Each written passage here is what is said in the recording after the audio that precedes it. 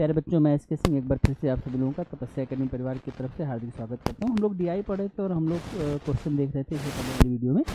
हम वहीं से बात को आगे बढ़ाते हैं। आइए, तो हमारा क्वेश्चन ये था कि हम लोग ये बात कर रहे थे कि यहाँ पर हमारे पास एक पाई चार्ट है और इस पाई चार्ट में हमारे पास कुल 1 2 3 4 5 और 6 सेक्शंस हैं। इन 6 सेक्शन में से एक बुक के प्रिंटिंग का मामला है। इस बुक प्रिंटिंग पर टोटल वैल्यू अगर हम जोड़ेंगे 100% है, 25% पेपर का है और 20% बाइंडिंग का है, 15% रॉयल्टी है, 10% प्रमोशन कॉस्ट है, 20% प्रिंटिंग कॉस्ट है और 10% ट्रांसपोर्टेशन कॉस्ट है। पहला क्वेश्चन ये कर रहा था कि जो 30,600 रुपया है वो क्या है, वो पब्लिशर हैज पे प्रिंटिंग कॉस्ट।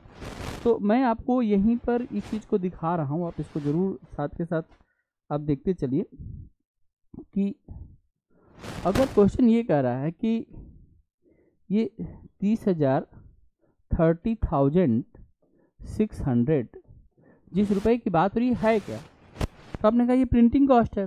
और प्रिंटिंग कॉस्ट कितना होता है, प्रिंटिंग कॉस्ट कितना हमारे पास है, प्रिंटिंग कॉस्ट हमारे पास 20% है। तो ये कितने परसेंट की वैल्यू है, तो परसेंटेज की एक बेसिक टेक्निक के आधार पर कि जब भी कोई वैल्यू जितने परसेंट की वैल्यू तो इसे हम डिवाइड कर देते हैं और हमें निकालना जो होता है हम उससे मल्टीप्लाइड करते हैं। तो इसमें पूछा गया है कि what paid for this books, इसमें पूछा गया है क्या पूछा गया, रॉयल्टी के लिए। तो रॉयल्टी आप देख सकते हैं कितना परसेंट, तो निश्चित रूप से इससे कम ही आएगा इसकी वैल्यू। तो हम इसे क्या करेंगे, इसे 15 से मल्टीप्लाइड कर देंगे। बड़े आराम से इस जीरो से ये बात कर छुड़ी होगी। यहाँ से आप 2 से कटा दीजिएगा, 2 से कटाएंगे तो 1 5 3 और 0 आ जाएगा। 15 से मल्टीप्लाइड कर देंगे 0 आ जाएगा, यही ना। करके देखिए 15 से मल्टीप्लाइड करके, तो 15 तो यहाँ 45 कैरी हो जाएगा 4 और 15 इंटू 15 225 और 4 कितना हो जाएगा 229।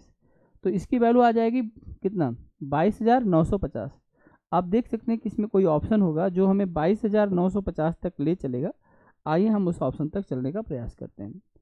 तो हम चलते हैं, ठीक है, हम चलते हैं 22,950। कौन सा ऑप्शन है, ऑप्शन सी, आपने देख लिया। तो वन स्टेप इस चीज़ को कर सकते थे। ऐसे इसमें जब आप दूसरा क्वेश्चन देखते हैं, what is the central sector of the expenditure incurred by royalty, तो रॉयल्टी की वैल्यू 15% है। और आप ये जानते हैं कि 15% को अगर हम करेंगे तो इसकी वैल्यू होती है 54 डिग्री, हमने पढ़ लिया है। और हर 1% की जो वैल्यू होती है वो 3.6 डिग्री होती है। 15 में हम 3.6 से मल्टीप्लाइड भी कर सकते हैं या डायरेक्ट हमें ये पता है कि 5% is equal to 18 degree, 10% is equal to 36 degree और 15% इज इक्वल टू 54। तो इस तरह से हम इसको तुरंत बता सकते हैं और इसका आंसर हमें मिल चुका होगा। आप यहाँ पर देख सकते हैं कि हमारे पास यहाँ इसका आंसर होगा और ये आप देख सकते हैं ऑप्शन सी 54 डिग्री।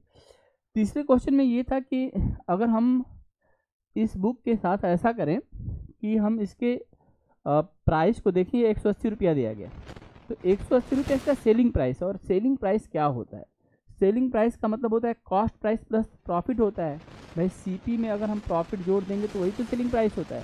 और सीपी की वैल्यू कितनी होती है, 100% होती है और प्रॉफिट की वैल्यू कितनी हमारे पास है, 20%। तो परसेंटेज में हम इसको कितना कहते हैं, 120%। तो हमारे पास जो इन्फॉर्मेशन है वो 120% के लिए है।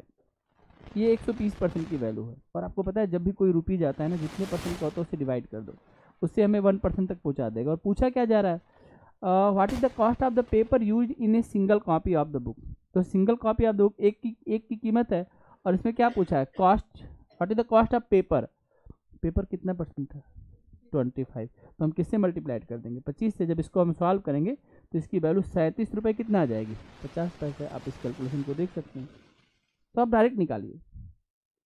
ये 120 की वैल्यू क्यों है, क्योंकि ये सेलिंग प्राइस है और हम किसी चीज़ के टोटल को प्रेजेंट करते हैं। आपने पढ़ा होगा कॉस्ट प्राइस हमेशा 100% होगा। आपने इंटरेस्ट में पढ़ा होगा कि जो हमारा जो प्रिंसिपल होता है वो हमेशा 100% होता है। जो भी चीज़ें 100% होती है ना बेटा, उसको हम इस प्राइस चार्ट में प्रेजेंट करते हैं। लेकिन यहाँ पर बात जब सेलिंग की होगी और आप 20% प्रॉफिट आ जाएंगे तो 120 का हो जाएगा। अगर ये 20% लॉस के जाएंगे तो 80 की वैल्यू हो जाएगी। और फिर उस कंटेंट में जिसकी वैल्यू पूछे आप निकाल लीजिए कैलकुलेट करके। तो ये हमने ये सारा क्वेश्चन कर लिया था। अब हम इसके आगे की बात कर रहे थे और हम अगली बात जो है ये देखना चाहते हैं। क्वेश्चन नंबर हमारे पास 4 है बेटा, ये देखो question number 4, question number 4, question number 4। ये देखिए इस क्वेश्चन को हम समझते हैं, ये समझने वाला क्वेश्चन है। इफ 5500 कॉपीज आर पब्लिश्ड, अब यहाँ पर पता है कि आपको 5500 कॉपियों को क्या करना है, पब्लिश करना है। And the transportation cost on the them amount is, इसमें देखो ट्रांसपोर्टेशन कॉस्ट जो है इन पर जो लगा है वो 82,500 लगा है। आपको पता होगा कि ट्रांसपोर्टेशन जो कॉस्ट होता है, ठीक है, वो कितने परसेंट था क्वेश्चन में? हाँ 10%। तो हमारे पास अगर ये 10% की वैल्यू है तो इससे हम 100% की वैल्यू निकाल सकते हैं, कोई दिक्कत नहीं है। इसमें क्वेश्चन में कह रहा है then what should be the selling price of the book, आपको उस बुक का सेलिंग प्राइस बताना है, so that the publisher can earn the profit of the 25%। तो बेसिकली हमें जो वैल्यू निकालनी है वह 125% की वैल्यू निकालनी है, और हमें एक कॉपी की वैल्यू निकालनी है। देखो what is the selling price of the book, so that एक बुक की हमें पता करनी है। तो हम क्या करेंगे, इस पूरे पैसे को किससे भाग देंगे, किससे भाग देंगे?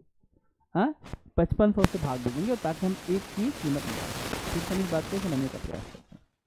देखो अगर आप ये कहते हो कि हमारे पास जो रुपया दिया गया है वो क्या दिया गया है, 82,500, ये ट्रांसपोर्टेशन कॉस्ट है। तो अगर मैं इस पैसे को डिवाइड कर दूं, किसे डिवाइड कर दूं, इसी के परसेंटेज से, और इसका परसेंटेज कितना दिया गया क्वेश्चन में, कितना परसेंट दिया गया, ट्रांसपोर्टेशन कॉस्ट का परसेंटेज कितना दिया है, कितना परसेंट, 10%। तो मैं 10% से डिवाइड कर देता हूँ, और हम चाहते हैं कि अब इससे डिवाइड करने के बाद ये 1% की वैल्यू हो गई। अगर हम इससे इसका सेलिंग प्राइस पता करना चाहते हैं तो हमें मल्टीप्लाइड कर देना चाहिए, क्योंकि हमें प्रॉफिट चाहिए 25% का। तो हम डायरेक्ट किसकी वैल्यू निकाल लें, 125% की वैल्यू निकाल लें।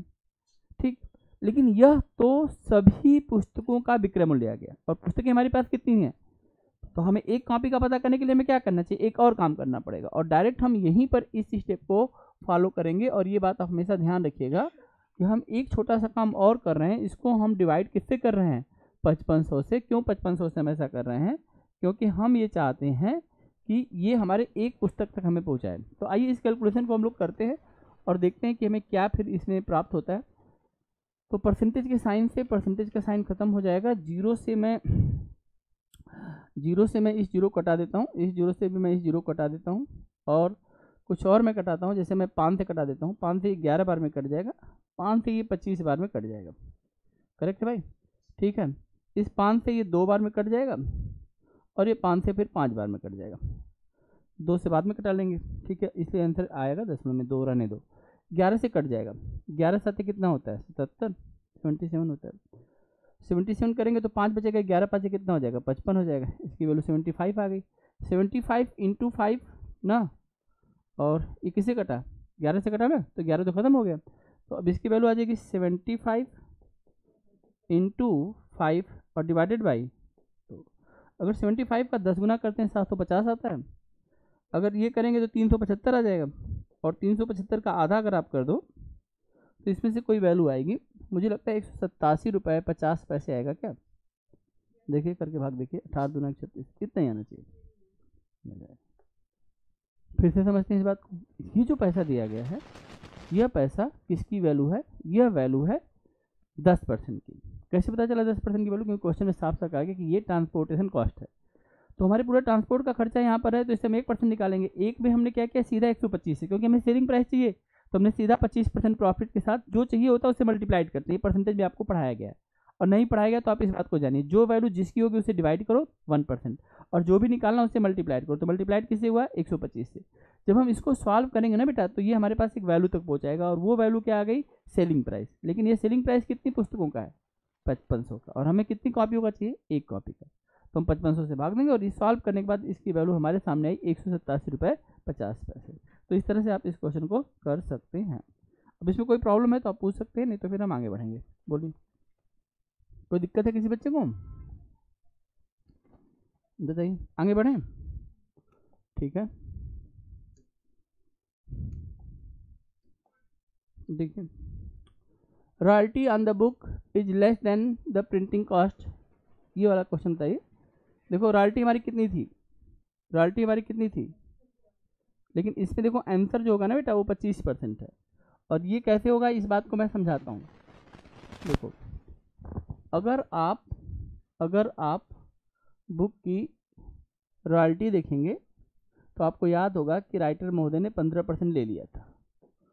और अगर आप प्रिंटिंग कॉस्ट देखेंगे तो प्रिंटिंग कॉस्ट 20% था, लेकिन आंसर में 5% नहीं है। आंसर में देखोगे आप तो इसका आंसर डी है जो कि 25% है। आप में से कोई बच्चा बता सकता है कि 25% क्यों लिखा गया होगा? ऐसा मानो कि अगर 100 रुपये की कोई बुक है तो 100 रुपये की बुक में से, क्योंकि परसेंटेज देने का मतलब हम 100 एज्यूम कर सकते हैं आसानी से, तो 100 रुपये की बुक में से 15 रुपया तो रॉयल्टी पे चला गया। 100 रुपये की बुक में से 20 रुपया जो है किस पे चला गया? प्रिंटिंग पे चला गया। तो अगर यह 20 रुपया हमने मान लो कि यहाँ पर प्रिंटिंग का दिया हुआ है और 15 रुपया मान लो कि हमने रॉयल्टी का दिया हुआ है, तो इससे यह पैसा कम है कि नहीं है? कितना कम है? 5 ही कम है। लेकिन जब इसका तुम परसेंटेज बनाओगे तो परसेंटेज बनाने के लिए जहाँ से कम उससे डिवाइड करोगे। डिवाइड किससे करोगे? 20 से। और परसेंटेज निकालने के लिए किससे मल्टीप्लाइड करोगे? आखिर में परसेंटेज का बेसिक तरीका हमें यही तो बताता है। और इसीलिए तो मैं आपको कहता हूँ कि ये टॉपिक कुल 3 चीज़ों पर चलेगा। ज़्यादातर चलेगा परसेंटेज पे, फिर रेशियो, और थोड़ा सा कम चलेगा एवरेज पे। ये 3 ही बातें इसमें हैं। बाकी इस डायग्राम और इसकी समझ, तो आप इसको देख सकते हैं कि जब इसको आप सॉल्व करेंगे ना बेटा, तो ये करने के बाद कितना आ जाएगा? 25%। यानी जो भी वैल्यू है उस वैल्यू के कंपेयर में पूछा जा रहा है, इनकी परसेंटेज वैल्यू का अंतर नहीं पूछा गया है। बात समझ में आ रहा है? अगर कोई चीज़ अपने आप को 20 पे रखी है और कोई चीज़ 15 पे, तो 5 का गैप हो रहा है। उसकी तुलना में जब भी हम किसी चीज़ से तुलना करेंगे ना, तो हमको उसको नीचे करना पड़ेगा और 100 से मल्टीप्लाइड करना पड़ेगा। तो परसेंटेज के अंदर परसेंटेज घुसा पड़ा है, इस बात को समझिएगा। अगर हमारे पास हम 20 रुपये प्रिंटिंग कॉस्ट रख रहे हैं और 15 रुपये रॉयल्टी रख रहे हैं, तो हम 5 रुपये कम कर रहे हैं। और 5 रुपये कम कहाँ से कर रहे हैं? 20 से। और परसेंटेज निकालने के लिए किसे मल्टीप्लाइड कर रहे हैं? 100 से। बस आ जाएगा हमारा आंसर 25%। अगर यहाँ तक बात आपको समझ में आ रही तो हम बात को और आगे बढ़ते हैं। चलिए, तो हम लोग आगे चलते हैं, इसको हम चेंज करते हैं।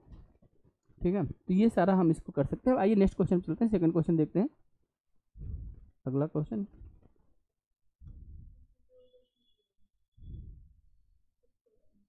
इसी का 6 क्वेश्चन है, 7th है, 8th है, 9th है। आइए हम ये सारे क्वेश्चन बना के देखते हैं। ठीक है, ये छठा क्वेश्चन बनाएंगी मोनिका जी। मोनिका जी आंखें खोलो और क्वेश्चन बनाओ। बनाओ बेटा।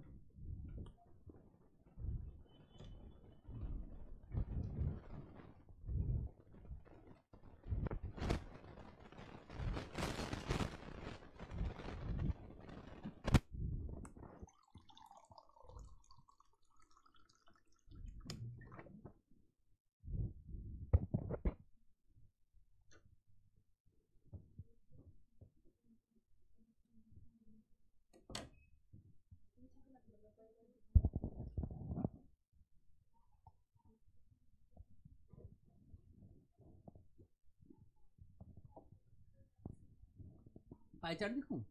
देखिए पाई चार्ट। ट्रांसपोर्टर आपको याद हो गया 10% था, पेपर का कॉस्ट आपको पता है 25% है, बाइंडिंग का cost 20%, royalty 15%, printing cost 20%।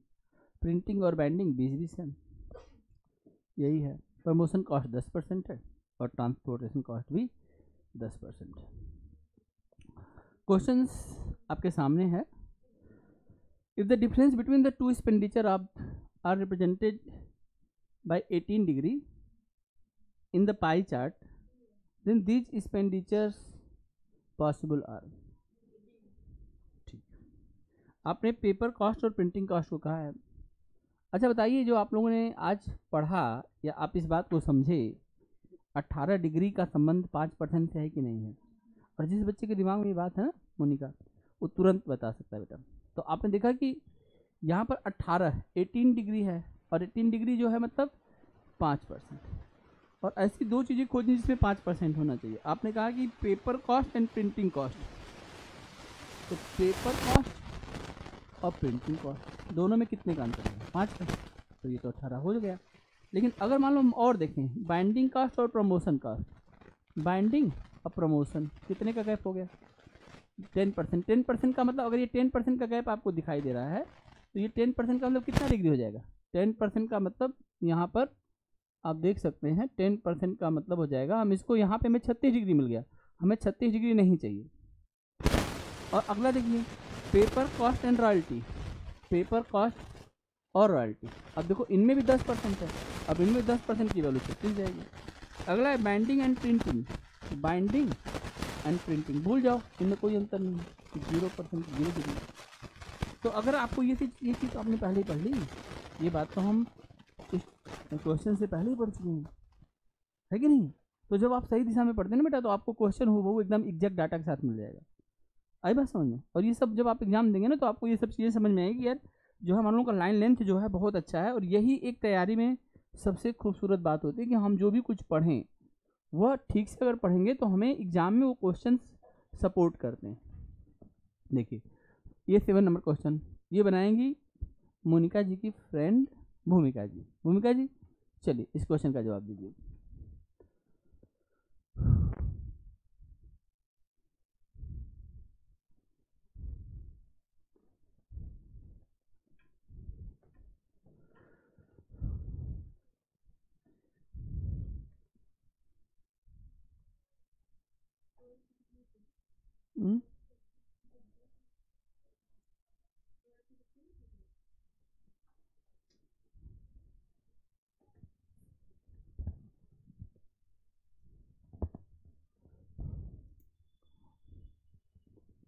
Royalty 15% है, डाटा याद नहीं हुआ क्या अभी तक।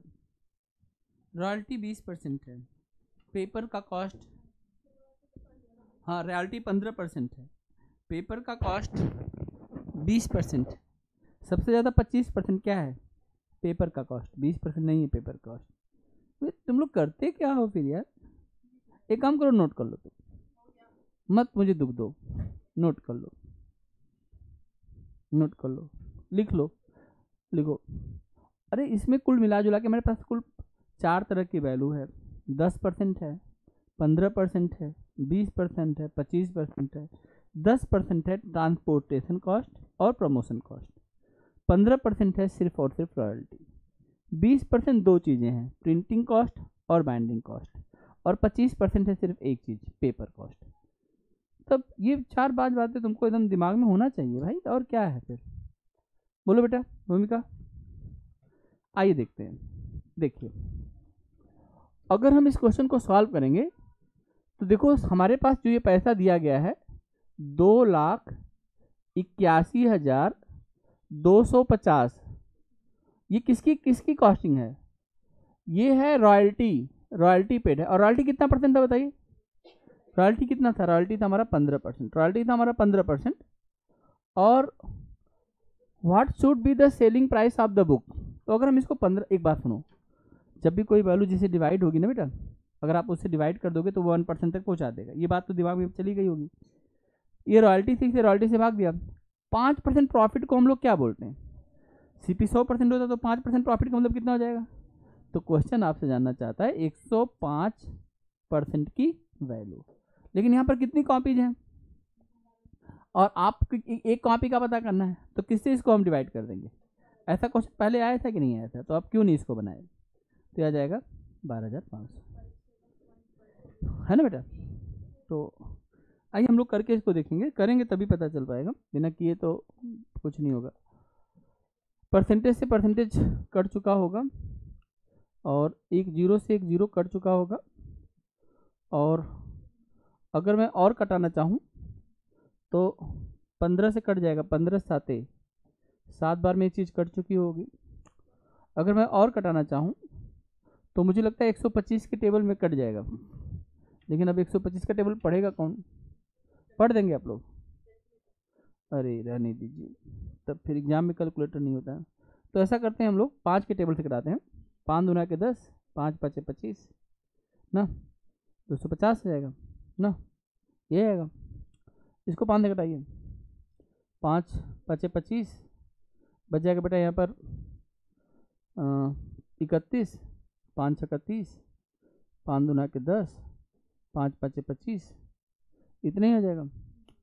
अब फिर ये फिर 5 से कट जाएगा, 50 हो जाएगा, फिर ये 5 से कटेंगे भाई साहब, 1 1 2 5, फिर ये 5 से कटेंगे 10 बार में, और ये फिर 5 से कटेंगे, 5 दूना 10, 5 दूना 10, 225।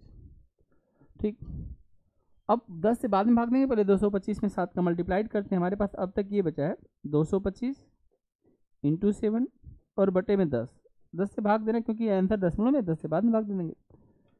तो अगर हम इसको सॉल्व करेंगे तो 7 5 35 कैरी हो जाएगा 3, 7 दूना के 14 और 3 17, और फिर हो जाएगा 1, और 7 14 1 15। देखो इसमें कोई आंसर दिखाई दे रहा होगा आपको, क्योंकि इसको हम 10 से भाग दे रहे होंगे बेटा, और 10 से भाग देने के बाद इसकी वैल्यू 157 रुपये 50 पैसे आएगी। तो ऐसा क्वेश्चन तो हम लोग पहले कर चुके थे कि नहीं कर चुके थे, जिसमें उसको 25% प्रॉफिट चाहिए था। याद है क्वेश्चन था 25% प्रॉफिट, 5500 कॉपीज, तो हमने 5500 से उसको भाग दे दिया था, रॉयल्टी दिया था उसमें, तो हमने 15 से भाग दिया था। पिछले वाले क्वेश्चन में था, याद आ रहा है आप लोगों को, भूल गए? 5500 कॉपी थी तो एक कॉपी का हमने किया था, तो फिर अरे 37 रुपये कितना आया था, उसका आंसर था 37 रुपये 50 पैसे, कुछ ऐसा था, वही ना, कितना था उसका आंसर? तो फिर वही तो क्वेश्चन है, दोनों क्वेश्चन सेम ही तो है, इसमें अंतर क्या है? कैलकुलेशन करना वन स्टेप में, इसको क्वेश्चन को लॉक कर दीजिए कि जब किसकी वैल्यू है, किसकी वैल्यू निकालनी है, आपने इतनी कॉपियाँ दी, हमें एक कॉपी का पता करना, हम इससे भाग दे देंगे। आई बात समझ में? चलिए बात को हम लोग और आगे बढ़ाते हैं और चीज़ों को और समझने का प्रयास करते हैं। ठीक है, बताइए। और ये क्वेश्चन बताएंगे हमारे साथ हैं साक्षी जी। साक्षी जी बताइए।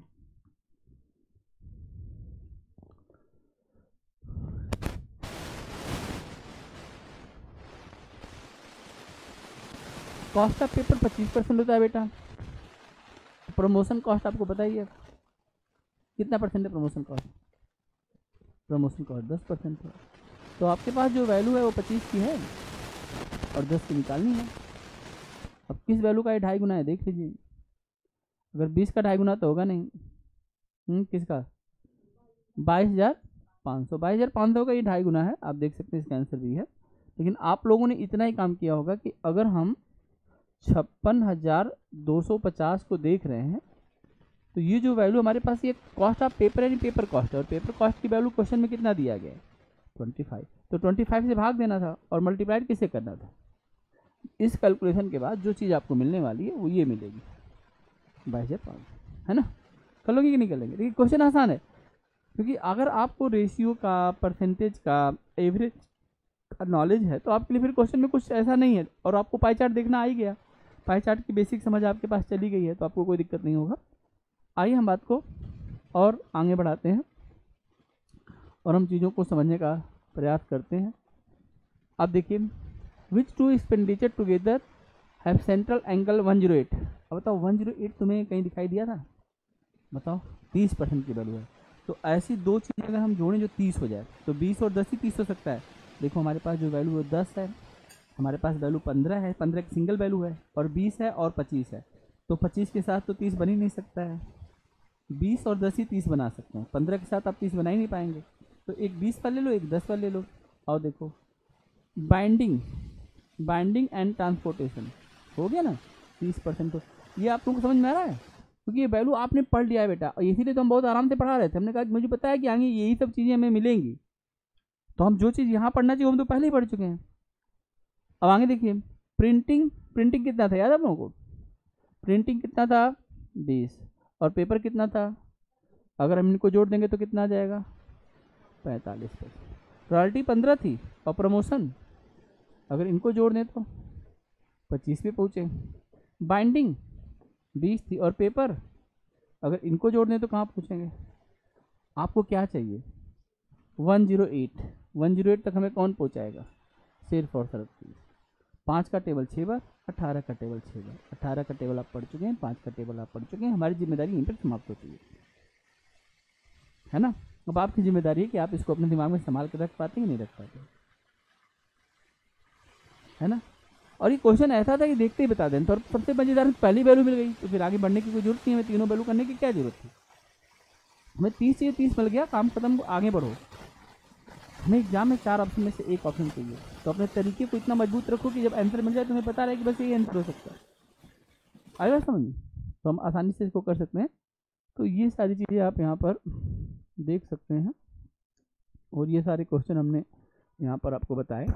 आइए हम बात को थोड़ा और आगे बढ़ाते हैं और हम अगले पाई चार्ट की तरफ बढ़ते हैं। Pie chart 2। पाई चार्ट 2 हमें क्या संदेश देता है? पहले हम कर रहे हैं कि आप यहाँ पर एक साथ दो पाई चार्ट को आपको देखने को मौका मिलेगा। अगर आप लोग विदेश जाना चाहते हैं तो आज उससे संबंधित कुछ बात को हम समझेंगे, क्योंकि यहाँ पर कई सारी कंट्री मुझे दिखाई दे रही है, UK, USA, Japan and other country. और उसके नीचे एक चीज़ और है जिसको हम बोलते हैं, हम एज को कंसिडर कर रहे हैं, क्योंकि देखो यहाँ पे लिखा है कि 50 ईयर्स, एबव 50 ईयर्स जो 50 साल से ज़्यादा के लोग हैं, बिलो 30 ईयर्स जो 30 साल से बिलो 30 ईयर्स जो 30 साल से कम के एज के लोग हैं, जैसे आप लोग, 30 to 39 ईयर्स ये एक एज ग्रुप है, और 40 to 49। अगर आप इस पूरे परसेंटेज को अगर आप जोड़ेंगे तो इसकी वैल्यू 100 आएगी। पहला काम देखो, 50%, 20 70%, 70 और 30 100%। यहाँ पर देखो 30 और 30 50, 60, 60 और 40 100। हमारे पास पूरा डाटा है। अब हम पूरी बात बता सकते हैं, हमसे कुछ भी पूछ लीजिए। क्वेश्चन को देख के समझ में आ रहा है कि यहाँ पर ये जो लोग हैं, अभी मैंने क्वेश्चन नहीं पढ़ा है और आपके सामने जितनी बात है उतनी मेरे सामने बातें हैं, लेकिन क्वेश्चन के डाटा को देख के मैं ये समझ सकता हूँ कि यहाँ पर अलग अलग एज ग्रुप लोगों की बात हो रही है और इनका संबंध इन अलग अलग कंट्रियों से है। यानी अलग अलग कंट्रियों में, जैसे जापान में जो लोग पहुँचे हैं वह जितने भी लोग यहाँ से गए होंगे या जितने भी लोग आए होंगे हमें नहीं पता, क्योंकि हम इस बात को इंडिया के कंटेंट में देखेंगे। कोई भी चीज़ हम किसी कंटेंट में देखेंगे, अपने कंटेंट में, या तो हमारे देश में बाहर से लोग आए हैं या हमारे यहाँ से लोग गए होंगे घूमने के लिए, टूरिस्ट लोग। तो इसमें अलग अलग कंट्रियों में सबसे कम देखो कहाँ से हमारे पास, सबसे कम कहाँ पर है 10%, और सबसे ज़्यादा कहाँ पर है यूएसए। आपको पता है यूएसए में एक जगह है कनाडा। अब में से कोई कनाडा गया है? कनाडा को जो है मिनी भारत बोलते हैं। क्यों बोलते हैं भाई? पहुँच गए सब? मिनी पंजाब, मिनी भारत नहीं, मिनी पंजाब। मिनी पंजाब क्यों बोलते हैं? हाँ, क्योंकि पंजाब के जो लोग हैं, पंजाब के लोग जो हैं, पंजाब में आप जानते हैं, जैसे जैसे मान लीजिए आप अब तो दिल्ली के लोग पढ़ने लगे, मतलब कंपटीशन के लिए पढ़ने लगे, नहीं तो दिल्ली के लोग हैं मनी माइंडेड लोग। कैसे मनी माइंडेड? भाई हमें क्या करना है, पढ़ना है, एमएनसी में जॉब करनी है, अच्छी खासी सैलरी लेनी, छोड़ो क्या आफत मचानी, ठीक। और कुछ ये कर लेते हैं, जो पढ़ने में थोड़ा अच्छे बच्चे हैं वो निकल जाते हैं। जो उत्तर प्रदेश के बच्चे हैं, जो बिहार के बच्चे हैं, उनको खाली एक ही सपना है, ठीक है, वो एक ही सपना पाल लेते हैं, बस लाल बत्ती, नीली बत्ती, हरी बत्ती, जो भी है, ठीक, वो भी बत्ती छीन लिया गया। तो उनको क्या है भैया, पावर चाहिए। और पावर कहाँ, सबसे ज़्यादा पावर कौन सा है? भारत सबसे बड़े एग्जाम आईएएस और पीसीएस में, ठीक है, ठीक है। तो जो पढ़ाई की बात होगी, जो सबसे ज़्यादा जो बच्चे आते थे तैयारी करने के लिए, आप देखेंगे बिहार के जौनपुर में एक जगह है माधोपट्टी, आप देखेंगे वहाँ पे घर होंगे 50 घर होंगे, 100 या 150 घर होंगे, मान लीजिए, छोटा सा गांव है। और एक छोटे से गांव में वर्तमान समय में जो रिटायर्ड और जो वर्किंग अफसर हैं, लगभग 150 से 200 आईएएस अफसर उसी एक गांव से बिलोंग करते हैं। तो क्या सबसे ज़्यादा बुद्धिमान लोग माधोपट्टी में है क्या? ऐसा बिल्कुल नहीं होता है। सारा चीज़ होता है एटमॉस्फेयर का। वहाँ पर एटमॉस्फेयर क्रिएट हो गया। जैसे मान लीजिए आप दो मित्र हैं और आप टीचर बन गए, और पूजा जी इस बात को समझ गई और पूजा जी ने तैयारी करके आईएएस की नौकरी ले ली, और आपको पता भी नहीं, उन्होंने बताया भी नहीं। और एक दिन जिस स्कूल में आप पढ़ा रही थी उसी में अफसर बन के आ गए जाँचकर्ता के लिए, और पूरा जो है प्रशासन इनके पीछे भाग रहा है। कहीं एसएचओ मैम के लिए पानी लेके भाग रहा है, मैम आई है पानी लो के, वो कहीं प्रिंसिपल भाग रहा है, कहीं कुछ भाग रहा है। जो प्रिंसिपल आपको 10 बार डांटती थी वो पूजा जी के पीछे भाग रही है। आपकी तो आंखें खुली रह जाएंगी, अरे पूजा, ये पूजा ही कोई और है। पहले तो आप 10 बार सोचेंगे, जब आप कन्फर्म हो जाएगा, क्योंकि अपने आप ही कहेगी अरे आ जाओ ये मेरी दोस्त हैं। अब आपकी तो रेपुटेशन बढ़ गई, लेकिन रेपुटेशन तो बढ़ गई, लेकिन आपके मन में बात और होगा, यार इससे तो पहले क्वेश्चन मैं बताती थी और ये आईएएस बन गई। तो आप क्या करेंगे? आप तुरंत के तुरंत आप कहेंगे कि अगर ये बच्चा, अगर मान लीजिए आपसे कोई, इनको छोड़ दीजिए, आपसे कोई कमजोर बच्चा आपसे अगर बड़े पद पे चला जाए, तो आपके दिमाग में नहीं है कि जो उसने काम किया कि मैं क्यों नहीं कर सकती हूँ, मैं क्यों नहीं तैयारी करूँगी। इसको बोलते हैं कंपटीशन की भावना। एक व्यक्ति के सफल होने के बाद केवल एक व्यक्ति सफल नहीं होता है, वह आसपास के वातावरण को कंपित कर देता है और उसमें से बहुत सारे लोग आगे निकलते हैं। क्योंकि तैयारी जो होती है ना बेटा, जो सिलेक्शन होता है ना, वो लाइन लेंथ का होता है। इस बात को समझो, लाइन लेंथ का तैयारी होता है। अगर एक व्यक्ति को पता चल गया क्या क्या चीज़ें इंपॉर्टेंट और कैसे पढ़ना है, तो आपको भी वही चीज़ फॉलो करना पड़ेगा। बस आप जाएंगे, उससे पूछेंगी कैसे, बोले कुछ नहीं, ये इसके सर ने जो पढ़ाया था तो बस मैं, इन्होंने बताई थी ये चीज़ें पढ़ो, एक किताबें, और मैंने पढ़ दी और देख मेरा सिलेक्शन हो गया। तो आप भाग के आएंगे मेरे पास, सर बताइए ज़रा, फिर क्या अगला रिजल्ट आपका होगा। ये होता है पॉजिटिव चेन रिएक्शन। बात समझ में आ रहा है? इस बात को समझिए। इसलिए आपकी सफलता केवल आपके लिए नहीं होगी। अगर आप में से जो भी बच्चा सफल होगा तो रिलेशन के जितने भी बच्चे होंगे आपको खोजते हुए आएंगे, पूछेंगे आपसे। जो लोग इधर उधर पढ़ते होंगे पूछेंगे आपसे कहाँ पढ़ें, कैसे तैयारी करें, कुछ तो बताओ। सफल लोगों के पीछे पूरी दुनिया भागती है, असफल लोगों से कौन बात करेगा और क्यों बात करना। मान लीजिए आपने तैयारी की और आपका सफलता नहीं मिल पाई, तो आपको पता है कि आप वैल्यूएबल, आपने जो सीखा है और आपके अंदर पर्सनालिटी, वो अलग बात है एजुकेशन का वो। लेकिन आपसे आपका क्रेज तो नहीं रहेगा, क्रेज तो होगा पूजा का। पूजा बनी आई है, पूजा इधर जाएगी, पूरा सरकार उधर भागेगा, न्यूज़पेपर भागेगा, मीडिया वाले भागेंगे, किधर है पूजा?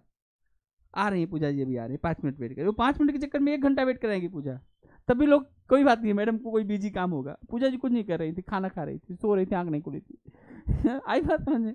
लेकिन कोई निगेटिव नहीं सोचेगा, क्योंकि जिसने मेहनत कर लिया बेटा, एक बार जिसने मेहनत कर लिया ना, तो उत्तर प्रदेश बिहार के बच्चों ने शुरुआती समय में बहुत ज़्यादा क्रेज है। अब तो पूरे भारत में ये क्रेज है। हरियाणा के बहुत सारे बच्चे आप देखेंगे सिविल सर्विस में उतरे हैं, बहुत सारे बच्चे आए हैं रिजल्ट लेके, ठीक है। दिल्ली के बच्चे बहुत सारे रिजल्ट लेके आए। अब तो क्या हुआ ना कि हर जगह लोगों में जागरूकता है, क्यूरियोसिटी है। वर्तमान समय में अब सभी जगह से बच्चे तैयारी करते हैं और रिजल्ट भी लेके आते हैं। लेकिन मजे की बात बता दूं कि पढ़ने वाले बच्चे केवल 2% जो है आपको मिलेंगे, जो सच में सीरियसली एग्जाम को समझते हैं और सीरियसली वो घर पे भी पढ़ रहे हैं, रेगुलर पढ़ रहे हैं, वो केवल 2% होते हैं। यानी 100 बच्चा में से 98 बच्चा भूमिका जैसा बच्चा। हो गया काम? Okay report. क्या बता रहे थे? नहीं, उससे पहले हाँ हाँ, उसके तो आप सोई कब? पता नहीं, देखो है, कुछ हो सकता है। ये चैन रिएक्शन है। दोस्त सोई थी तो मैं नहीं सोऊंगी। ये चैन रिएक्शन, देख लो। यही बात समझा रहा था कि अगर एक सोएगा तो दूसरा भी सोएगा, और एक जगेगा तो दूसरा भी जगेगा। एक का ब्रह्म जगेगा तो दूसरे का भी ब्रह्म जग जाएगा। एक सिलेक्शन लेगा तो दूसरा भी सिलेक्शन ले लेगा। आपको मैं एग्जांपल दे सकता हूँ। टीना डाबी और रिया डाबी दोनों सिस्टर हैं। एक का सिलेक्शन हुआ, दूसरे का भी हो गया सिलेक्शन। क्रिंजल और प्रांजल दोनों सिस्टर हैं, क्रिंजल का सिलेक्शन और प्रांजल का भी हो गया। आई बात समझ? मोनिका और भूमिका, एक सोएगी दूसरी भी सो गई। एक का सिलेक्शन दूसरे का भी सिलेक्शन। ये लिखवा के मेरे से ले लो। एक का सिलेक्शन पे दूसरे का सिलेक्शन निर्भर है, एकदम तय है। खुशी और पूजा, एक का सिलेक्शन दूसरे का सिलेक्शन। आंचल तीसरे का सिलेक्शन। चैन रिएक्शन है ये पूरा। दिव्यांशी चौथे का सिलेक्शन, आरती 5वें का। एक साथ सिलेक्शन हो जाता है। ये चैन रिएक्शन, चैन बना के रखे सब, एक दूसरे से सब चैन बना हुआ है, वाइब्रेट करता है। एक का दिमाग दूसरे का भी दिमाग, एक का दिमाग सो गया दूसरे का भी सो गया। आओ देखो यार, क्या तुम लोगों को डांटो, इधर आओ। तो अब हम लोग यहाँ पर इस डाटा को देखने के बाद हमें इतना पता चल गया। तुमको क्या लगता है मैं सोने दूंगा? जैसे ही वो सोई वैसे ही टोक दिया हूँ। उसको लगा कि कुछ तो स्केप हुआ, जैसे उसकी गर्दन ऐसे थे ऐसे हुई, उसी समय मैंने टोक दिया। उसे लगा कुछ तो गड़बड़ हुई है, लेकिन इतने में कार्यक्रम पूरा हो गया। इतने टाइम में कार्यक्रम पूरा हो गया, एक झपकी मार ली, काम खत्म। चलो सर बोल के दिखाओ अब। आओ आओ, देखो इधर देखो। मैं पहले ही कहता हूँ सब बच्चे पे मेरा ध्यान रहता है, मैं किधर भी पढ़ाता हूँ ध्यान पूरी क्लास पे रखता हूँ। तब इधर देखो, देखो इधर। द फॉलोइंग पाई चार्ट, ठीक है, exhibit the distribution of the overseas tourist traffic from India. Traffic from India, ये लोग कहाँ से गए हैं? इंडिया से। कहाँ गए हैं? इन कंट्रियों में गए हैं, ठीक है बेटा। तो the two chart show the tourist distribution by country and the age profit of the tourist respectively, duration of the overseas tourist traffic from India. ठीक है भाई, कोई बात नहीं।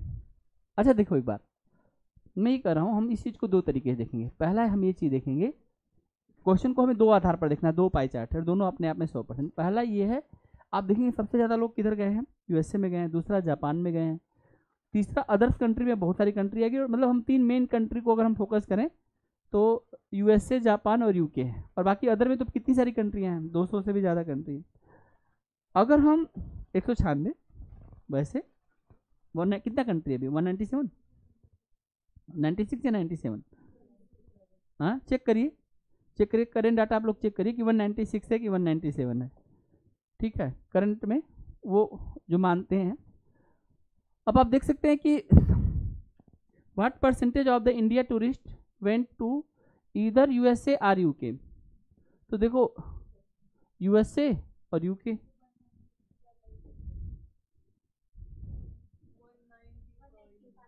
दो कम हो गया ना, वो बदलता रहता है। और देखो इधर, देखो इधर, तो अगर हम इसको देखें ना, what percentage of India tourist went to either USA और यूके, तो बताओ कितना परसेंट होगा इसका आंसर, देख लो, इसका आंसर आ जाएगा बी 50। बताओ 50 कैसे हुआ, इसमें कुछ करना नहीं, 40 और 10 50, चाहे आप यूएसए जाए चाहे यूके जाए, 40 और 50 हो गया। अगला क्वेश्चन आप देख लीजिए, the ratio of the number of the Indian tourist that went USA to the Indian tourist went were below 30 years of age. ये देखिए, the ratio of the number of Indian tourist that went USA, जो USA में गए, और जो क्या है, and to the number of the tourist who went below 30 years of age, जो 30 साल से नीचे के एज है, एज बताओ कितना होगा। देखो देखो,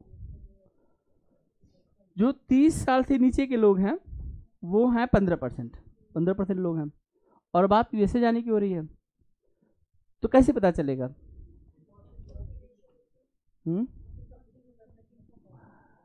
अच्छा देखिए, इस क्वेश्चन का आंसर कौन सा आप मान रहे हैं, ए हाँ बी 8:3। आपने कहा कि पूरा जो है 8:3 कैसे, अब 40 कहाँ से आएगा? अच्छा, मैं आपको बता दूं कि आंसर बी गलत आंसर है। मैं आपको बता देता हूं, आंसर जो बी है वो गलत आंसर है, आंसर बी इसका सही आंसर नहीं है। बाकी 3 आंसर में से चूज कर लीजिए।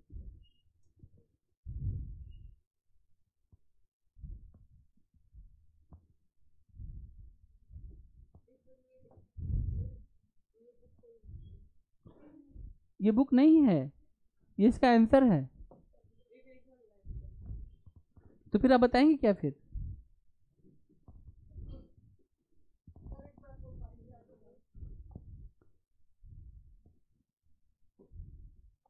उसको बुक को खोलने की क्या जरूरत है?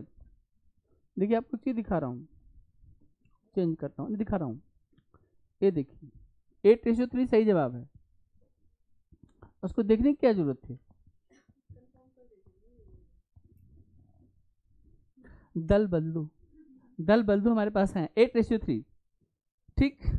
देखो आपने बताया था ना 40:15। अरे हाँ भाई, मैंने ही कहा था कि नहीं है, और फिर मैंने ही कहा कि इसका आंसर है, ठीक है। बाकी लोगों का भी तो चेक करना है, सभी लोगों का और भी तो चेक करना है। The ratio of the number of the Indian tourist that want USA, तो यूएसए में कितने हमारे पास गए हैं? 40%। पूरा यूएसए में अगर हमारे यहाँ से मान लो अगर 100 लोग जाते हैं, तो 100 लोगों में से 40 लोग यूएसए जाते हैं, और क्वेश्चन पूछ रहा है कि हमारा उनका रेशियो उन लोगों से बताना है जो इंडिया से जो लोग गए हैं, और जो कितना है 30 के क्या है नीचे है, 30 के नीचे, तो 30 के बिलो एज आपको दिया ही गया था, कितना दिया गया था? 15, तो वही हो जाएगा 40:15 कर देंगे, 40 और 15 कट जाएगा। हमने पहले ही आपको बताया था कि हमारे पूरे टॉपिक में हम लोग कुल 3 चीज़ों पे फोकस करते हैं, परसेंटेज पे, रेशियो पे और एवरेज का। तो रेशियो क्वेश्चन था, रेशियो में आपको करना क्या था, केवल 40 का और 15 को कटा देना है, और डाटा साफ साफ दिया ही है, डाटा पढ़ना आपको आता ही है, तो इसमें कोई दिक्कत नहीं था। अब ये तीसरा क्वेश्चन आप बताइए, third question, if amongst other countries Switzerland accounted for 25% of the India tourist traffic, and it is known from the official Swiss record that the total of the 25 lakhs Indian tourists had gone to Switzerland during the 1 year. Okay. Then find the number of 30 to 39 years old Indian tourists who went abroad in the year. ठीक है, कर सकते हैं, मैं आपको एक बार दिखा देता हूँ। इसमें ये कह रहा है कि हमारे पास स्विट्जरलैंड में जो है 25%, 25% ट्रैफिक है, और इसमें ये दिया गया है कि इसमें कुल 25 लाख जो है वो कहाँ से हैं, इंडिया के टूरिस्ट हैं। और इस पे कह रहा है कि आपको ये पता करना है कि 30 से 39 ईयर के जो इंडियंस हैं जो इस रेंज के, वो कितने लोग वहाँ पर गए हैं, ये आपको पता करना। और 30 से 39 अगर मैं एज की बात करूँ तो 30 से 39 एज की जो वैल्यू है 15% है। ठीक है, 15% है। ठीक, तो कैसे करेंगे इस क्वेश्चन को, ये आपका क्वेश्चन नंबर 3।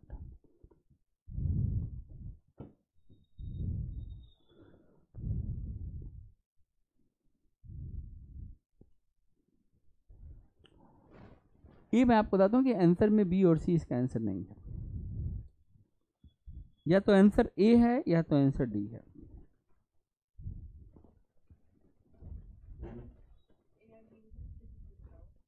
हाँ, ए और डी में से कोई भी एक हो सकता है।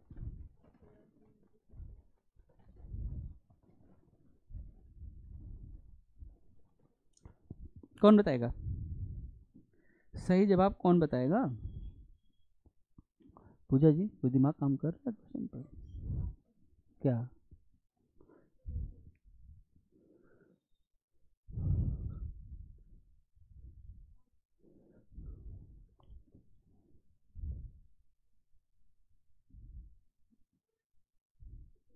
देखो अदर कंट्रीज जो है इसमें 20% है, तो 20% क्राउड जो है वह अदर कंट्रीज में जा रहा है। लेकिन जो भी जा रहे हैं उसमें से 25% केवल स्विट्जरलैंड जा रहे हैं, क्योंकि स्विट्जरलैंड का जिक्र इन 3 कंट्रियों में नहीं था। तो जो 20% जो क्राउड जा रहा है वो कह रहा है कि स्विट्जरलैंड जो भी वहाँ पे आ रहे हैं उसमें से 25% उसके लिए अकाउंटेबल है। यार 25 जो भी आएंगे वो मेरे पास आएंगे, मतलब अगर हम ऐसे देखेंगे अगर 20% है और उसका अगर 1/4 करेंगे तो 5%, यानी जाने वाले लोगों का 5% कहाँ पहुँच रहा है, स्विट्जरलैंड जा रहा है। अब ऐसे में आपसे पूछा जा रहा है कि, और ये कह रहा है and it is known as from the official Swiss record, ये जो लोग हैं वो 25 लाख हैं। तो 5% की वैल्यू आपके पास में 25 लाख है। 5% इज इक्वल टू 1% की वैल्यू कितनी हो गई, 5 लाख हो गई। अब इसमें पूछा जा रहा है कि आपको ये बताना है कि जो लोग गए हैं then find the number of 30 to 39 years. तो आप यहाँ पर आप देख सकते हैं कि 30 to 39 में इसकी वैल्यू कितनी है, 15% है। और 15% की वैल्यू जो है आपको वो आपको बतानी है। अब बताइए क्या होगा। पहले मैंने कहा कि मैंने जो है बी और सी ऑप्शन कट किया हुआ है, तो आपको क्या लग रहा है, ए या डी? डी सही में लॉक कर दूं डी को, और इसका सही आंसर है डी। कैसे पता चला? और अभी तो किया हम लोगों ने, जिसको आप 20% देख रहे हैं उसमें से 20 का अगर हम 25% निकालेंगे तो 5% आ जाएगी। और 5% की वैल्यू हमारे पास कितना आ गया, 5% की वैल्यू क्वेश्चन में दिया ही है 25 लाख, और आपको 15% की वैल्यू बतानी है। तो सिंपल हो गया ना डाटा। ठीक है, अब आप इसमें इस क्वेश्चन को देख के जानते हैं आपको सबसे बड़ी समस्या क्या आई होगी, वो मैं बता देता हूँ। आपको सबसे बड़ी समस्या ये आई होगी कि इसमें स्विट्जरलैंड कहाँ से आ गया। पहले लोग तो कुछ लोग स्विट्जरलैंड थे, लेकिन आप पहले ये देखिए कि हम किस में बात कर रहे हैं, हम बात कर रहे हैं अदर कंट्रीज में। और अदर कंट्रीज के लोग हमारे पास कितने हैं, 20%। और इस 20% के लिए जो 20%, अब यहाँ पर जो भी चीज़ आया उस चीज़ का 25%। तो अगर तुम 20% का 25% को बोलते हैं 1/4। अगर तुम 1/4 कर दोगे तो इसकी वैल्यू कितनी हो गई, 5%। और इसी 5% की वैल्यू क्वेश्चन में 25 लाख दिया गया है। और आपसे किसके लिए पूछा है, आपसे ये करा है कि जो यहाँ से इंडिया से टूरिस्ट गया है, जो लोग जिनकी एज 30 से 39 एज की है, इस एज ग्रुप के जो लोग गए हैं, भाई जो लोग जा रहे हैं उनका एज ग्रुप भी देखा जाएगा, किस एज ग्रुप के लोग जा रहे हैं। ठीक है, वो पूरा डाटा जो है सरकार के पास रिकॉर्ड होता है। जो भी कोई फॉरेन जाएगा, आप सोचेंगे हम फॉरेन जाएंगे तो आप रिकॉर्ड में होंगे, आप पे गवर्नमेंट की पूरी ध्यान होता है। अच्छा 100 बार गया, एक साल में 100 बार, पूरा ध्यान रखिएगा। ठीक है, पूरी आपकी एक्टिविटी नज़र रखती है पूरी गवर्नमेंट। तो यहाँ पर हम देखते हैं कि 30 to 39 ईयर्स ओल्ड जो है, और हम यहाँ पर देख सकते हैं इसकी वैल्यू हमारे पास 15% थी, तो हमारे पास इस 15% की वैल्यू को निकालना था। और इसलिए मैंने आपको हिंट भी किया था कि 25 और 50 इसका जवाब होगा नहीं। इसका एक मैं रीजन बताऊं कि मैंने कैसे इस बात को तुरंत बोल दिया था, क्योंकि क्वेश्चन में जब मैंने देखा कि इसका वैल्यू 15% है, इस 15% ने मुझे बताया कि आप जो भी होंगे वो 15 के टेबल की वैल्यू होंगे। ठीक, और 15 के टेबल में आप देखेंगे कभी 25 और 50 तो आ नहीं सकता, ये संख्या 15 से कटनी चाहिए। तो न तो 25 कट रहा है न तो 50 कट रहा है, तो 15 से कौन कट रहा है? या तो 15 के टेबल में 75 कट रहा है या तो 15 के टेबल में 1 कट रहा है। इसलिए मैंने दो ऑप्शन को क्या किया था, आपके सामने इलिमिनेट कर दिया। मैंने कहा कि ऑप्शन बी और सी इसका आंसर नहीं है। जिसकी वैल्यू पूछोगे ना बेटा उससे मल्टीप्लाइड ही तो करना पड़ेगा, और अगर उससे मल्टीप्लाइड किया जाएगा तो आंसर में वो ऑप्शन उसके टेबल का होगा कि नहीं होगा। ये कॉमन लॉजिक है जिसको आप सोच सकते हैं। तो हम एग्जाम के दो ऑप्शन को तो ऐसे हटा दिए, कम से कम बी सी पे जो ट्रिक मारने का हमारा टेक्निक था वो तो फेल हो गया। अब आंसर या तो ए होगा या तो डी होगा, तो आपकी पॉसिबिलिटी प्रोबेबिलिटी बढ़ गई। आई बात समझ में? तो अब हमने यहाँ वैसे तो हमें पता है कि 5% की वैल्यू 25 लाख है और 15 की वैल्यू पूछा है, तो इसका हम 3 गुना कर देंगे और ये वैल्यू आ जाएगी 75 लाख। इसलिए इसका आंसर हम डायरेक्ट कर सकते थे विदाउट पेन। चलो अब आपने इतना कर लिया भाई, तो बहुत अच्छा काम किया। अब हम आगे बढ़ते हैं, ठीक है? अब हम बात को आगे बढ़ाते हैं, ठीक है? इसमें 3 ही क्वेश्चन है, नहीं 3 क्वेश्चन था क्या? ठीक है, तो हम चलते हैं अगले पाई चार्ट पर। और अगला पाई चार्ट जो है आप देख सकते हैं, ये बड़ा मज़ेदार पाई चार्ट है, इसको आप यहाँ पर देख सकते हैं।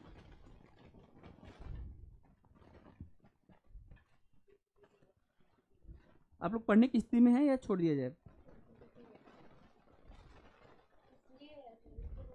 देखो अभी वर्तमान समय हमारे लीडर जो खुशी जी हैं, और खुशी जी जो कहेंगी वही माना जाएगा, ठीक है? अगर आप खुशी जी को समझा सकें तो समझाइए।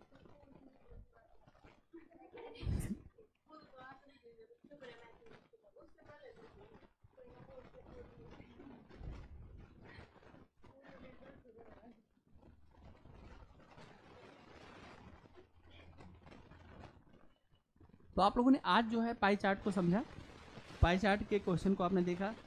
पाई चार्ट का क्वेश्चन डिग्री में, परसेंटेज में, फ्रैक्शन में, चाहे जैसे भी आएगा, आप इसको पढ़ के आसानी से इस क्वेश्चन को बना सकते हैं। एक गहरी समझ आपके अंदर अब पाई चार्ट को लेकर के है, आप लोग इसको अच्छे से करिए। हम इसके बाद आगे क्वेश्चन के साथ में अगली क्लास में बातों को बढ़ाते हैं। आज के लिए इतना ही, बहुत बहुत धन्यवाद, थैंक यू सो मच।